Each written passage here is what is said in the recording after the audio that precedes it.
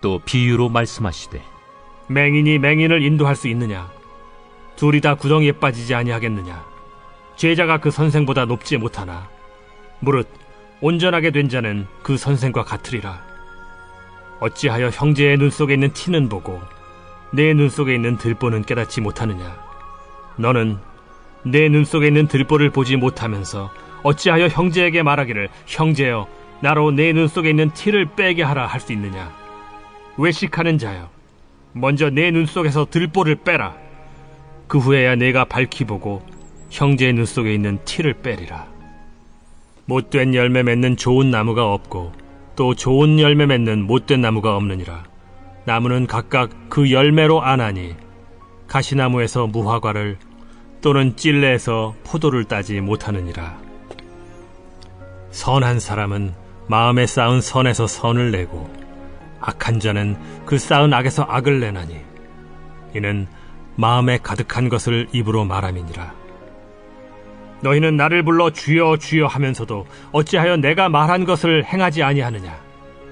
내게 나와 내 말을 듣고 행하는 자마다 누구와 같은 것을 너희에게 보이리라. 집을 짓되 깊이 파고 주추를 반석 위에 놓은 사람과 같으니 큰 물이 나서 탕류가 그 집에 부딪히되 잘 지었기 때문에 능히 요동하지 못하게 하였거니와 듣고 행하지 아니하는 자는 주추 없이 흙 위에 집 지은 사람과 같으니 탕류가 부딪힘에 집이 곧 무너져 파괴됨이 심하니라. 오늘 누가복음 6장 39절 이 말씀은 예수님께서 말씀하신 이제 누가복음 6장 17절부터 여러분 보시면요, 예수께서 그들과 함께 내려오사 어디에 서셨습니까? 평지에 서셔서 말씀을 하셨다. 그래서 이제 누가복음 6장 17절부터 이제 끝절 49절까지의 이 예수님의 이 누가복음에 나오는 긴 설교의 말씀을 이제 평지 설교다 이렇게 얘기를 합니다.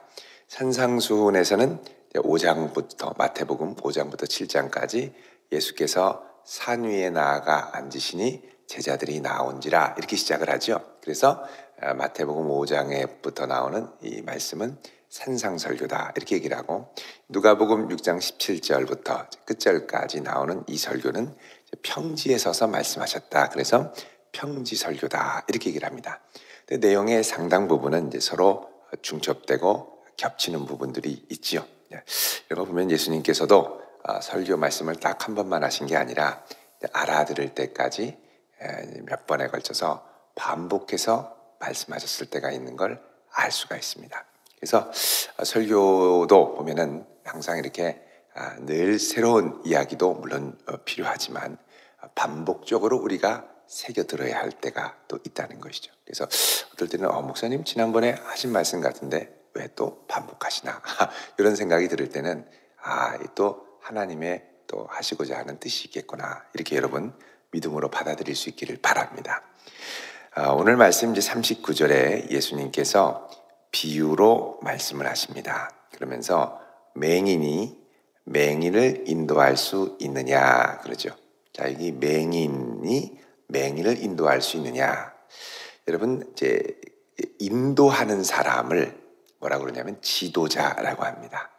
근데 지도자가 앞을 보고 먼 앞을 보고 이렇게 잘 인도해야 되는데 숲과 나무 다 보지 못하고 눈이 있어도 보지 못하며 앞을 인도한다고 하지만 구렁텅이로 인도를 하게 됩니다. 예수님이 맹인 지도자를 향해서 이제 경고를 하시는 거죠. 여러분 이 맹인 지도자에 대한 경고는 우리 앞서서 이 바리새인들이 예수님께서 안식일에 선을 행하시고 기적을 베푸시는 걸 보고 아니 어떻게 제자들이 밀밭에 가서 안식일에 하지 못할 일을 하느냐 뭐 이러면서 또 중풍병자를 어떻게 안식일에 낫게 하느냐 뭐 이러면서 자꾸 예수님이 하시는 사역의 본질적인 부분을 이해하지 못하고 비판했던 부분들을 염두에 두고 또 하시는 말씀입니다. 맹인이 맹인을 인도할 수 있느냐? 둘 다 구덩이에 빠지지 아니하겠느냐? 그래서 여러분 사람들을 잘 인도하려면 하나님께서 우리의 눈을 잘 열어주셔야 됩니다. 내가 이전에 여러 가지 기적과 은사의 체험을 많이 했다고 사람을 잘 인도하는 게 아닙니다. 사람을 잘 인도하려면 하나님께서 눈을 주셔야 됩니다. 여러분 한번 보시겠습니다. 신명기 29장 2절에서 4절. 구약성경 신명기 29장 2절에서 4절. 307쪽입니다. 307쪽. 자, 우리 말씀을 보시면요. 2절에 하나님께서 애굽 땅에서 행하신 놀라운 기적, 10가지 기적들이 있었죠. 또 홍해를 또 가르시고 3절에 곧 큰 시험과 이적과 큰 기사를 내 눈으로 보았느니라. 직접 본 이스라엘 백성들. 그러나 이게 이제 문제입니다. 그러나가 깨닫는 마음과 보는 눈과 듣는 귀는 오늘날까지 여호와께서 너희에게 어떻게 해요? 주지 아니하셨느니라. 여러분 하나님께서 깨닫는 마음도 주셔야 되고요. 그 없으면 아무리 봐도 이해를 못합니다. 그리고 보는 눈, 이게 하나님이 행하시는 일인데요. 마귀 사탄이 하는 걸로 막 생각을 하고 예수님을 정죄하지 않습니까? 그래서 보는 눈이 생겨야 돼요. 그 보는 눈도 하나님이 주셔야 되는 거죠. 또 듣는 귀, 말씀을 듣는데 어떤 사람은 정말 그 가운데 하나님이 하시는 말씀을 가슴에 새기고 아멘 아멘 듣는데 어떤 분은 막 끄덕끄덕 졸고 자장가라고 생각하고 막 졸고, 이게 듣는 귀가 있어야 들을 수가 있습니다. 그래서 여러분 우리 평생에 하나님 앞에 기도해야 될 중요한 제목 중에 하나는 사실 큰 은혜 가운데 하나님이 우리를 인도하셔도 이게 깨닫는 마음, 보는 눈, 듣는 귀가 없으면 이제 알 수가 없고 이해도 안 가고 걸핏하면 삐지고 걸핏하면 시험 들고 그렇거든요. 그래서 우리 평생 기도 제목 중에 하나가 하나님 늘 저에게 하나님이 행하시는 일을 깨달을 수 있는 마음을 주십시오. 또 하나님이 행하시는 손길을 볼 수 있는 눈을 주시고 그 가운데 하시는 하나님의 음성을 들을 수 있는 귀를 주십시오. 여러분 늘 이렇게 기도하며 나가는 성도 될 수 있기를 바랍니다. 예수님께서 참 안타까운 게 평생을 헌신한다고 막 이 믿음으로 산다고 바리새인들 얼마나 몸부림을 쳤습니까? 근데 결국은 하나님께서 주시는 이 깨닫는 마음, 보는 눈, 듣는 귀가 없으니까 사람들을 다 어디로 인도하느냐? 구렁텅이로 인도하더라는 겁니다. 참 위험하죠. 40절에 제자가 그 선생보다 높지 못하나 무릇 온전하게 된 자는 그 선생과 같으리라. 자, 제자가 선생보다는 높지 못하지만 깨닫는 마음, 듣는 귀, 보는 눈이 있으면 선생을 닮게 된다는 겁니다. 그 선생의 그 제자. 그러니까 예수님의 제자들은 예수님을 닮아가야 되지만 바리새인들의 제자는 그들이 그렇게 열심히 한다고 가르치지만 똑같은 사람을 양산하게 된다는 것이죠. 그래서 바리새인들이 이게 자기들이 갖고 있는 이 옛날의 틀로 예수님을 자꾸 보려니까 이해가 안 가는데 사실은 그때는 주님께서 인도하시고 역사하시는 것들을 볼 수 있는 눈을 갖고 깨닫는 마음을 갖고 기존에 내가 갖고 있던 이 선입견을 깨고 나아가야 됩니다.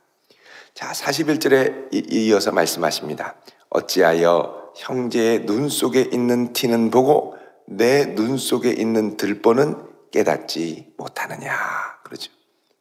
아니, 내 눈에는 들보, 어마어마하게 큰 이 허물과 하자가 있는데 상대방에 보이는 이 조그만한 티, 요걸 갖고 뭐라고 하면서 이 티를 또 제대로 없애야지 그런 티 갖고 부끄러워서 어떻게 나가서 하려고 그러냐고 막 얘기를 하죠. 여러분, 내 눈의 들보는 거의 잘 안 보입니다. 42절에 보면 너는 내 눈 속에 있는 들보를 보지 못하면서 어찌하여 형제에게 말하기를 형제여 나로 내 눈 속에 있는 티를 빼게 하라 할 수 있느냐? 그러면서 예수님이 외식하는 자요. 먼저 내 눈 속에서 들보를 빼라. 그 후에야 내가 밝히 보고 형제의 눈 속에 있는 티를 빼리라. 그렇죠. 여러분, 들보 있는 상태에서는 형제의 티를 뺀다고 하는데 눈 다칩니다. 눈 다칩니다. 여러분, 그래서 이 들보도 은혜가 있어야 볼 수 있습니다. 내 들보도 볼 수 있는 눈을 주님이 주셔야 볼 수가 있습니다. 이거는 구약 시대에는 허락되지 않았던 은혜고 신약 시대에 와서 성령께서 오셔서 우리 마음에 할례를 베푸시고 우리 성령의 감동을 주셔야 사실은 그 다음부터 볼 수 있고 들보를 자각하고 회개하고 주 앞에 나갈 수가 있죠. 여러분, 우리 보통은 대부분 세상 사람들은 자기 안에 큰 들보를 갖고도 상대방의 티를 갖고 막 비난하고 힐난을 합니다. 그래서 내로남불 많이 얘기를 하죠. 내가 하면 로맨스고 다른 사람이 하면 불륜이다. 이게 뭐냐? 이 시대, 이 사회가 대부분 들보를 안고 있지만 다 큰 들보가 있습니다. 다른 사람들의 작은 티를 갖고 견디지 못하며 정죄하는 시대. 이런 시대가 사실은 오늘날의 시대라는 겁니다. 그래서 이런 시대에는 그래서 성도들이 더욱더 성령의 능력으로 깨어있고 성령의 능력으로 정말 바라봐야 할 걸 볼 수 있고 여러분, 그런 성도로 나아갈 수 있길 바랍니다. 자, 그래서 그 안식일 규정 같은 경우도 6장에 보면은 예수님께서 5장도 그렇고 너 이 안식일에 하질 못할 일, 생명이 죽어가고 고통스러워하는데 살려야지, 율법 어겼다고 그대로 둬야 된다고 하는 건 말이 안 된다는 겁니다. 그래서 여러분, 우리 인생에서 정말 이 들보를 빼려면 내가 이제 들보인가 아닌가를 보려면 그 기준이 예수님의 말씀에 이렇게 비춰서 내 들보를 자꾸 발견하는 연습을 해야 됩니다. 자, 그러면서 예수님께서 내 안에 들보가 있는지 들보를 뺐는지를 보려면 43절에 열매에 대해서 말씀을 합니다. 못된 열매 맺는 좋은 나무가 없고 좋은 열매 맺는 못된 나무가 없느니라. 그 옆에서 침이 마르게 이 나무 진짜 좋다고 막 칭찬하고 그래서 혹해서 그럼 나도 심어볼까 하고 심지요. 진짜 맛있는 복숭아 나온다고 하는데 나중에 보니까 아주 복숭아가 조그만한 게 맛도 없고 부실하고 좋은 나무가 아닌 겁니다. 여러분, 이 나무가 좋은 나무는 결국 뭘로 말하냐면 열매로 말한다는 거죠. 우리도 처음 가서는 말로 무성하게 막 이런저런 얘기할 수가 있습니다. 근데 나중에 열매를 보면은 열매가 영 맺히지를 않든지 열매를 맺는데 항상 썩은 열매만 나옵니다. 그럼 이제 문제가 있는 거죠. 그래서 여러분, 우리가 이제 말도 많이 할 수 있지만 말도 많이 하기 전에 하나님 좋은 나무로 좋은 열매 맺게 해주십시오. 그래서 여러분, 우리의 삶에, 그래서 여러분, 이 열매 맺는 건 말은 그냥 뱉어버리면 빨리 그냥 끝나는데 이 열매는 시간을 지나면서 이제 검증이 되는 겁니다. 여러분, 이 사람이 좋은 사람인지 나쁜 사람인지를 알려면 말로는 모릅니다. 말로는 그때는 그렇게 대단한 것 같고 좋은 것 같고 마음에 쏙 들게 하고 사람의 간을 뺀다 그러죠. 너무너무 그럴듯하고 이게 이제 사기꾼들의 특징입니다. 그럴듯하게 얘기하는. 근데 여러분, 이거는 세월을 통해서 검증이 돼야 됩니다. 그래서 열매도 하루 맺고 그 다음날 바로 열매 맺는 게 아니죠. 싹이 나고 가지가 자라고 병충해를 이겨내고 여름의 무더운 날씨와 가을빛을 받고 그리고 열매를 맺는 것이니까 여러분, 우리 인생에도 빨리 내가 뭔가를 이렇게 입으로라도 이렇게 뭘 이렇게 입증해 보고 싶은 그런 마음들이 있거든요. 그런 조급함들을 조금 내려놓고 하나님이 좋은 나무가 돼서 주님 기뻐하시는 열매를 맺을 수 있도록 도와주십시오. 그럽니다. 그래서 내가 좋은 나무가 나쁜 나무가 어떻게 하느냐? 44절에 보면 나무는 각각 무엇으로 압니까? 열매로. 포도 열매나 내면 어때요? 포도나무구나 아는 거예요. 그냥 번쩍번쩍 빛나고 맛있고 틈실한 샤인머스켓 포도나무구나. 포도나무라는 걸 알 수가 있죠. 근데 이 나무는 포도나무라고 하는데 이게 개나리인지 뭔지 열매도 안 맺고 그 이상한 겁니다. 결국은 나무로. 그래서 가시나무에서 무화과를, 찔레에서 포도를 딸 수 없다는 겁니다. 그러면서 45절에 아주 중요한 말씀을 하시죠. 선한 사람은 마음에 쌓은 선에서 선을 내고 악한 자는 그 쌓은 악에서 악을 내나니. 자, 선한 사람이라는 말은 자기 중심성을 내려놓은 사람. 악한 사람은 자기 욕심과 탐욕을 따라 주변을 확 붙들고 끌어모으는 사람. 그래서 선한 사람은 이제 밖으로, 이걸 뭐라 그럽니까? 원심력이라고 그러죠. 밖으로 막 나가. 구심력은 안으로 모으는 거죠. 악은 자기 중심으로 막 끌어들이는. 선한 사람은 이제 이 선한 영향력을 마음에 쌓은 선을 통해서 선을 낸다 그럽니다. 여러분, 그래서 이게 시간이 좀 걸리는 겁니다. 마음에 선을 쌓는 건 한 번에 쌓는 게 아니라 세월을 통해 하나씩 쌓아가죠. 쌓은 선에서, 그 다음에 뭐라고 그러냐면 선을 내고, 이렇게 되어 있습니다. 이게 선을 낸다라는 말은 헬라어로 에크발로, 그래서 에크하면 from, 이 안으로부터, 발로 그러면 throw, 던진다는 겁니다. 내 안으로부터 던진다. 그러니까 선을 행할 때는요, 내가 생각하고 기획해서 선을 행할 수 있지만 평소에 이렇게 쌓은 이 선 안에서 그냥 툭툭 나도 모르게 던져서 나가는 거죠. 나도 모르게 선한 말이 툭툭 나가고, 나도 모르게 선한 행위가 툭툭 나가고, 나도 모르게 선한 섬김이 툭툭 나가고. 이게 뭐냐? 그러니까 선을 내는 건 나도 모르게 그냥 툭툭 던져 나가는 겁니다. 이게 어떻게 알 수 있냐? 이 사람 마음에 평소에 은혜와 선을 쌓고 주를 위해서 쓰임받고 주의 영광을 위해 뭔가를 내가 꼭 하고 싶은 열망과 사모함과 감사가 있으면, 은혜가 막 쌓여 있으면 나도 모르게 은혜가 나가는 거예요. 은혜의 행위가 나가고, 은혜의 말이 나가고, 은혜의 섬김과 봉사가 나가고, 내 주머니를 기쁘게 내어주고. 근데 이제 악한 사람 같은 경우는 평소에 이렇게 쌓은 게 악입니다. 이렇게 악이 이렇게 쌓여서 툭 던지면 악인 거예요. 말하면 악한 말만 하고. 이상하게 보면 어떤 사람이 말 한마디 하면 막 그 사람의 이 상대방의 마음을 이렇게 베베 꼬이게 만드는, 욱하고 막 이렇게 그런 사람들이 있습니다. 어떻게 너는 말 한마디로 주변의 모든 사람을 초토화시키냐? 마음을 다 상하게, 이 사람 말만 열면. 왜 그러냐? 마음에 쌓은 악이 있다는 거예요. 내 중심성으로 확, 이 안에 들보, 이 들보가 이렇게 있는데, 그러니까 마음에 안 드는 것만 얘기하고. 그래서 저도 이제 가끔씩 보면 우리 동기 목사님한테 가끔씩 연락이 올 때가 있는데, 어떤 분은 참 기쁘게 받는 분이 있고, 어떤 분은 망설여지는 분이 있고, 가끔씩 그렇습니다. 왜 그러냐면, 아니 이분은 말을 하면 항상 주변에 마음에 드는 사람 하나도 없습니다. 나중에 막 한국교회까지 마음에 안 듭니다. 그러니까 제가 마음이 참 어려워요. 긍정적인 얘기를 해도 그렇긴 하지만, 그러면서도 또 얘기를 하시는. 그래서 참 마음이 어렵다.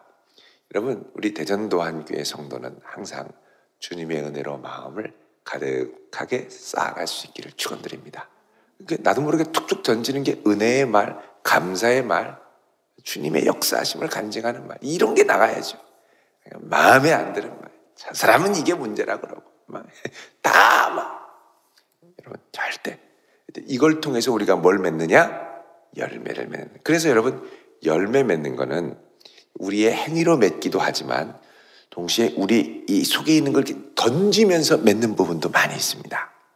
자, 46절에 그러면서 너희는 나를 불러 주여 주여 하면서도 어찌하여 내가 말하는 것을 행하지 않느냐. 그러면서 아주 중요한 원리를 말하시는데, 내 말을 듣고 행하는 자마다 누구와 같은 것을 보이리라 하면서, 예수님의 말씀을 듣고 선한 일을 행하는 사람은 튼튼하게 집을 짓는 사람이라는 겁니다. 집을 짓되 48절에 깊이 파고 주추를 반석 위에 놓은 사람과 같으니 큰 물이 나서 탕류가 집에 부딪히되 잘 지었기 때문에 능히 요동하지 못하게 하였거니와. 자, 여러분 우리 인생의 집을 잘 져야 될 줄로 믿습니다. 잘 지려면 어떻게 되느냐? 깊이 파고 주추를 든든한 반석 위에 놓아야 되는데 그 주추와 반석을 놓는 이 작업은 깊이 팔수록 시간이 좀 걸립니다. 이거는 우리의 마음에 선을 쌓고 그리고 예수님의 말씀을 쌓고 그리고 예수님의 말씀, 이게 여러분 내 안에 말씀이 쌓이면 나가는 말도 말씀입니다. 하나하나 이걸 통해서 우리의 인생의 기초를 쌓아가는, 힘들지만 이제 이게 시간이 좀 걸리지만 기쁘게 순종하며 하나하나, 내 말로 확 해버리면 속은 시원할 수 있죠. 근데 절대 주워 담을 수가 없습니다. 하나하나. 그래서 말씀 때문에 버티고 말씀 때문에 나를 죽이고 말씀 때문에 섬기고 이러면서 하나하나 인생을 쌓아가야 된다는 거죠. 그래서 여러분 이 누가복음에서, 마태복음에서 이 주여 주여 하면 한다라는 이 말은 거짓 선지자의 가르침을 경계하는 말씀으로 나왔습니다만, 여기서의 이 문맥은 예수님께서 인생의 집을 어떻게 쌓을 것이냐, 입으로만 쌓지 말고 기쁘게 순종하며 마음의 선을 쌓고 은혜를 쌓으면서 인생의 집을 쌓아가라 라고 말씀합니다. 여러분 이 모든 기초에는 우리 신약시대의 성도들은 성령의 역사하심이 반드시 필요합니다. 성령으로 충만해서 그분께 기쁘게 순종하면서 날마다 인생의 아름다운 기초를 잘 쌓아갈 수 있기를 우리 주님의 이름으로 축원드립니다. 기도하겠습니다. 거룩하신 아버지 하나님, 오늘 이 한날도 하나님의 은혜의 손에 맡깁니다. 우리에게 보는 눈과 듣는 귀와 깨닫는 마음을 허락하사 주님의 시선이 머무르는 곳, 주님의 마음이 머무르는 곳에 우리도 있게 하시며 주님을 기뻐하며 우리 인생의 집을 아름답게 쌓아가게 하옵소서. 우리 마음 안에 있는 들보를 보게 하시고 주님, 특별히 주님께서 은혜를 더하사 우리 마음에 아름다운 선을 쌓아서 주님 기뻐하시는 아름다운 은혜의 말을 소금을 뿌린과 같이 골고루 할 수 있는 은혜도 허락하여 주옵소서. 오늘 이 아침 주님 앞에 나올 때 또 귀한 예물, 간절한 기도의 제목과 함께 올려드립니다. 주님 받으시고 들으시고 응답하여 주옵소서. 이 하늘도 주께 맡기오며 예수 그리스도의 이름으로 기도드리옵나이다. 아멘.